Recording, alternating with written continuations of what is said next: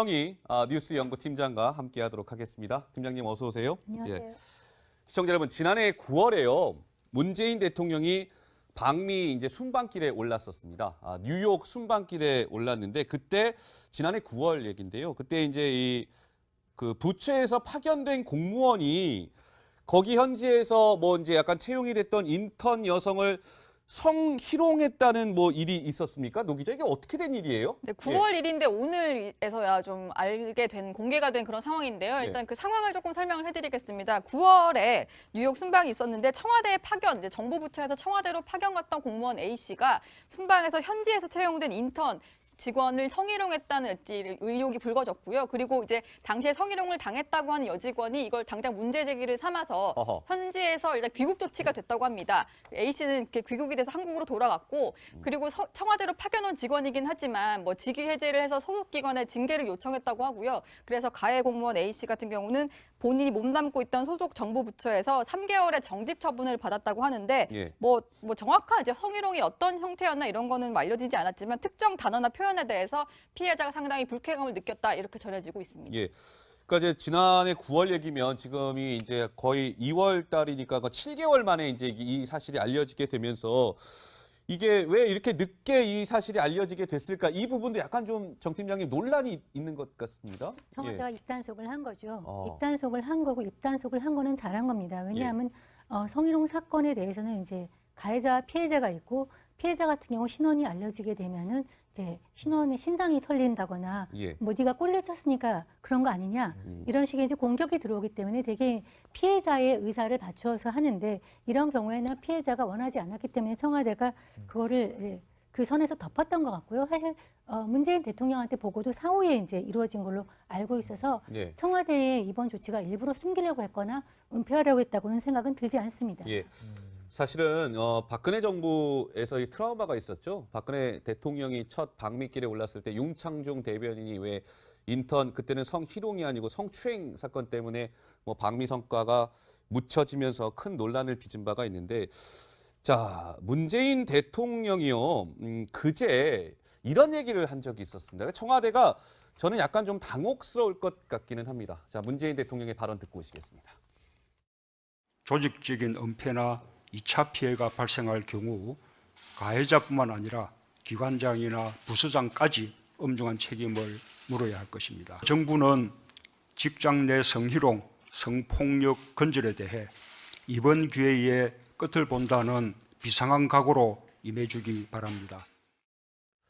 그러니까 이제 문재인 대통령이 서지현 검사 성추행 사건 이후에 대통령 주재 수석 보좌관회의에서 이제 성저런 폭력과 관련해서 근절하겠다 얘기한 게 벌써 그게 이제 그래봐야 그제거든요. 그러면서 이게 알려지게 되면서 좀 당혹스러워할 것 같은데요, 청와대 입장에서도요. 예, 그렇습니다. 아침 청와대 기자실도 상당히 이 문제로 뜨거웠는데요. 이제 우선 문재인 대통령이 언제 보고를 받았냐 사고 이후에 그 얘기가 상당히 화두였습니다. 그랬더니 일단 사후에 갔다 와서 문재인 대통령이 보고를 받은 건 맞는데 현지에서 보고됐는지는 다시 제대로 확인해보고 알려드리겠다 이런 답변이 들어왔습니다.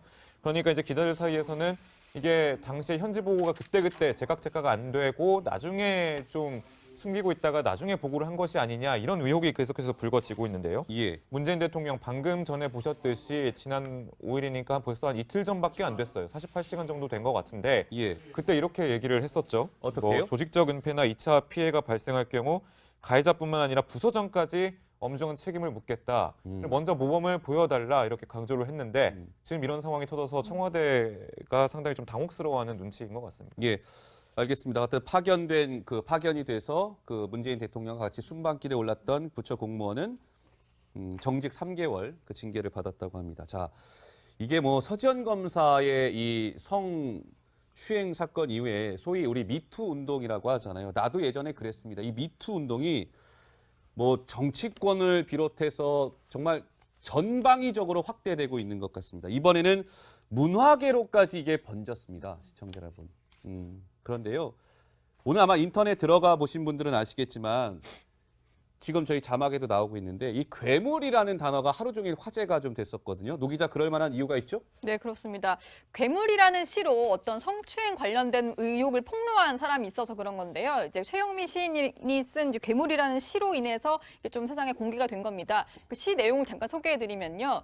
뭐 이엔이라고 지칭을 하는 이제 어떤 원로 시인이 있는데요. 이엔 선생 옆에 앉지 말라고 문단 초년생인 내게 뭐 K 시인이 충고했다. 뭐 젊은 여자만 보면 만지거든. 어허. 그리고 이런 표현도 등장합니다. 이엔 선생이 누군지를 조금 유추할 수 있는 표현인데요. 예. 노털상 후보로 이엔의 이름이 거론될 때마다 이분이 노털상 받는 일이 정말 일어나면 이 나라를 떠나야지. 뭐 괴물을 키운 뒤에 어떻게 괴물을 잡아야 하나 이런 글을 올린 건데 예. 누군지 약간 유치가 되는 글인데다가 최영미 시인도 문단에서 상당히 조금 뭐 영향력이 있고 유명한 시인이다 보니까 예. 최영미 시인의 어떤 미투 운동 때문에 상당히 문학계로 번진 뭐 이런 성추행, 성폭력 의혹에 대해서 여러 가지 관심이 쏟아지고 있습니다. 뭐 시청자 여러분 저희가 그 뭐 누구라고는 말씀드리지 않겠습니다. 근데 뭐 노벨상 후보로 거론된 문학계 인사는 딱 2명이고요. 그 가운데 시인은 1명밖에 없습니다. 다만 저는 실명은 말씀드리지 않겠습니다. 근데 이 그런 미투 운동에 동참한 최영미 시인하고 제 옆에 앉아 계신 그 정성희 팀장과는 거의 뭐 30년 동안 이렇게 정말 친분이 두터운 그런 사이라는데 맞죠?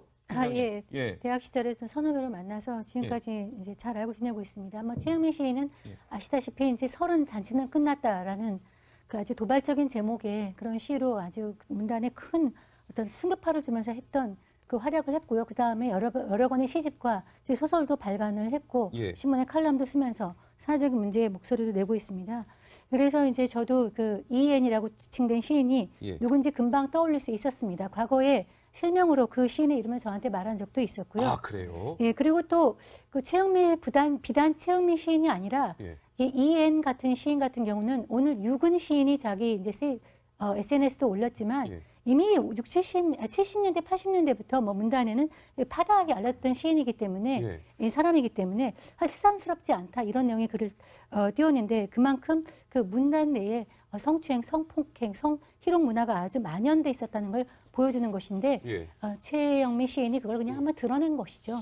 예, 근데 이 최영미 시인이 팀장님 괴물에서 이렇게 아까 그 그래픽 보면 이엔 선생 옆에 앉지 말라고 문단 초년생인 내게 저 K 시인이 누군지 모르겠습니다만 어떤 선배 시인이 뭐 충고를 해줬다. 아 젊은 여자만 보면 만지거든. 그러니까 저 이엔이라는 그 시인이 그 문학계에서는 그동안 뭐 굉장히 저런 부분과 관련해서 좀 많이 좀 악명이 높았었던 모양이죠, 정 팀장님? 저도 많이 들었습니다. 예. 시청자 여러분들한테 다 일일이 말씀은 해드릴 수가 없지만 네. 아주 손버릇이 나쁘다. 아, 그 정도예요? 그런 얘기는 이제 많이 들었었고요. 근데 예. 워낙에 이제 문단 내의 거목이고 노벨상 후보로 매년 이제 그 거론이 되고 예. 저도 논설위원 시절에 노벨상을 탈 걸로 예상하고 사설도 여러 번 미리 써놨던 인물입니다. 아. 그만큼 굉장히 이제 큰 시인이기 때문에 소위 우리가 지금 왜 정치 데스크에서 그 얘기를 하냐 이것이 권력과 관계된 문제이기 때문이죠. 그렇습니다. 이게 남녀 간의 문제라기보다는 예. 그 권력이 워낙 이제 그 문화 권력이라고 하는데 그런 경우가 클 경우에 여자들이 저항하지 못하는 거고 예. 지금은 신춘문예라든가 이런 걸 통해서 어떤 문단 초년생들이 등단할 기회가 있지만 옛날에는 이제 추천이라고 했어요. 아. 그 문단의 원로가 추천함으로써 2명이 추천함으로써 이제 문단의 시를 발표하거나 작품을 발전할 수 있었기 때문에 네. 지금 뭐 여러 가지 갑질 문란이 나오고 있지만 정말 갑중이 갑이죠. 그런 사람 그런 어떤 권력 구조 안에서 예. 이런 것이 아주 만연해 있었다. 예. 그것이 이제 드러난 것이죠. 정 팀장님 이거 혹시 답변이 가능하실지 모르겠는데 최영미 시인이 괴물에서도 이렇게 얘기했어요. 그러니까 그 이엔이라는 사람을 비판했던 소설가 박 선생도 이엔의 몸집이 커져 괴물이 되자 입을 다물었다. 뭐 박 선생이라고 표현은 됐습니다만 이런 것들도 좀 실제로 많이 있습니까? 옆에서 좀 이렇게 안 좋게 보다가 뭔가 그분이 잘 나가는 상황이 되니까 입을 다물었다. 약간 그런 말로 읽히거든요. 예. 그렇죠. 지금 뭐 그 비단 이 시뿐만 아니라 예. 다른 뭐 작가, 소설가 많은 사람들이 이런 얘기가 있는데요. 그 소위 옛날에도 제가 그 문화부의 여기자들도 심지어 성추행했다 이런 얘기를 많이 들었어요. 그 문단의 원로들이 그만큼 그 사람들의 권력이 큰데 이 문단에서는 정말 내가 뭐 예를 들어 기자로서 이 사람한테 작품을 하나 받아야 되거나 아. 출판사 직원인데 하나 받아야 되는데 이렇게 어필을 했다가는 이제 그 저기서 완전히 매장되는 분위기가 되니까 정말 어떤 정치 권력 못지않게 이 문화 권력 앞에서는 여성들이 입을 다물 수밖에 없었던 그런 분위기가 있었던 것이죠. 자, 그런데요, 시청자 여러분, 최영미라는 시인이 어제 이제 미투 운동에 동참을 했습니다. 이엔이라는 사람이 상습적으로 성추행을 해왔다. 실명을 말씀을 드릴 수는 없습니다만 그러는데요. 이번 이 괴물이라는 시를 발표하기 전에 최영미 시인이 지금으로부터 좀 시간은 됐는데 2005년도에 돼지들에게라는 시집을 발간을 한 적이 있었습니다. 정 팀장님께서 사실 오늘 저랑 오전에 통화하면서 이 시를 꼭 지금 저한테 준비해달라고 정 팀장님이 말씀을 하셔서 제가 판넬로 이렇게 준비를 해봤는데요. 정 팀장님, 이게 2005년도에 최영미 시인이 발표한 돼지들에게라는 시집 중에 있는 또 시의 한 구절인데 네. 한번 좀 설명 좀 해주시겠습니까? 예, 돼지들에게라는 이제 시집 자체의 이름도 돼지들에게고 이 시의 이름도 돼지들에게입니다. 한번 이제 읽어볼까요? 언젠가 몹시 피곤한 오후 돼지에게 진주를 준 적이 있다. 자, 언젠가 몹시 피곤한 오후 돼지에게 진주를 준 적이 있다. 네. 예. 좋아라 날뛰며 그는 다른 돼지들에게 뛰어가 진주가 내 것이 되었다고 자랑했다. 키는 굉장히 연작시라 깁니다. 그날 이후 10마리의 배고픈 돼지들이 달려들어 내게 진주를 달라고 외쳐댔다. 예. 이런 내용인데요. 여기에서 이제 돼지가 누군가 하는 것이 그 당시에 굉장히 화제가 됐습니다. 일종의 위선적인 이제 진보 계통에 있는 지식인들을 이제 상징한다. 예. 그것을 알 수 있는 말이 이제 또 다음에 또 나올 겁니다. 네. 감옥에 갔다 왔고 사람들이 추앙하고 음. 그런데 본인이 영웅이 되다 보니까 본인이 이제 부끄러움을 모르고서 이렇게 돼지들같이 행동을 한다. 이런 내용이었거든요. 예. 근데 이것처럼 최영미 시인이 어떤 문단 내에서 또 권력을 가진 사람들의 당해온 것은 최영미 시인뿐만 아니라 예. 많은 여성들의 당해온 것은 굉장히 오래되었다는 것을 보여줍니다. 자, 시청자 여러분, 이거 다시 한번 좀 잡아주시겠습니까? 시청자 여러분도 혹시 이 시 보면서 어떤 좀 생각이 드시는지 잘 제가 일일이 뭐 말씀을 못 들으니까 모르겠지만 아마 그냥 대부분 일반인들이 상식적으로 생각할 수 있는 아마 그런 내용인 것 같습니다. 최영미 시인이 2005년도에 돼지들에게라는 시를 썼는데요. 오늘 하루 종일 노기자 뭐 인터넷상이나 여기에는 최영미 시인이라든지 이런 뭐 이엔 선생이라든지 굉장히 논란이 좀 뜨거웠죠. 하루 종일 지금까지도 그런 것 같은데요. 지금 들어오기 전에도 보니까 이엔 선생이라는 검색어가 상위에 있더라고요. 예. 그리고 사실 기사 밑에 달린 댓글들을 보면 실명이 등장하기도 합니다. 누군지 지금 시청자 여러분도 왜 다 아는데 얘기를 안 하지라고 하실 수도 있을 것 같은데요. 뭐 워낙 이제 유명 인사다 보니까 그런 논란들이 상당히 많았고요. 그리고 사실 미투 운동이라는 거에 대해서 이제 검찰로부터 시작이 됐지만 우리 사회에 워낙 만연해 있었던 일이다 보니까 지금 누군가가 뭐 새로운 문제를 제기했을 때 거기에 대한 사회적인 관심은 상당히 뜨거운 것 같아요. 그리고 예.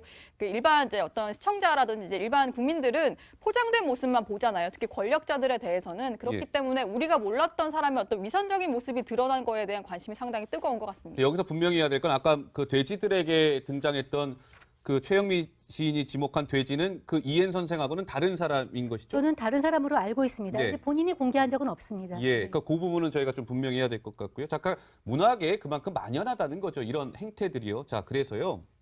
이 최영미 시인이 돼지들에게라는 시집에서 돼지의 변신이라는 시에서 또 이렇게 적었습니다. 이건 제가 좀 읽어볼까요?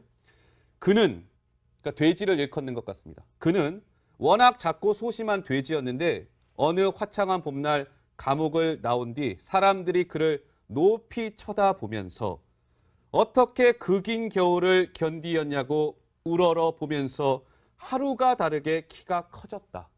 그러니까 아까 돼지들에게에서 나온 돼지를 지목한 그런 얘기인 것 같습니다, 정 팀장님. 그렇죠. 예. 그러니까 이거는 이제 최영미 시인의 입을 그대로 빌자면 위선적 지식인에 대한 얘기다라고 아하. 얘기를 했습니다. 돼지들에 대해서는. 그리고 괴물에 대해서도 특정인을 생각하지 않았다고 얘기를 했는데 쓰다 보니까 특정인으로 어떤 생각이 몰아들 수밖에 없었다 하는 얘기를 합니다. 그러니까 시인이 얘기를 할 때는 문학 작품이기 때문에 현실과 똑같지는 않겠지만은 본인이 시인이 그런 생각을 가지고 그런 감수성을 가지고 작품을 쓸 수밖에 없는 그런 분위기나 그런 경험들은 충분히 많았다는 것이죠. 예. 그러니까 이 최영미 시인 같은 경우는 사실 그동안 이런 것들이 굉장히 그냥 왜 이 문학계 이런 일들이 우리가 일반인들이 모르는 게 굉장히 많은가 보죠, 정 팀장님? 아까 실제로? 얘기했지만 예. 문학계는 정치계가 저를 가라고 할 정도로 문단의 권력이 셉니다. 한두 명의 작가가 작품이나 어떤 내용을 가지고 컨텐츠를 가지고 영향력을 아. 미칠 수 있는 사람들이 많고요. 예. 어떤 등단 과정이나 그다음에 서로 평가를 해주는 논평 과정이나 이런 것들이 굉장히 사적으로 아름아름 이루어지기 때문에 네. 이렇게 은밀하게 이루어지는 거에 대해서 행동이 많고 예. 그거에 대해서 피해자가 더욱더 말을 할 수 없는 분위기가 검찰 못지 않다는 것이죠.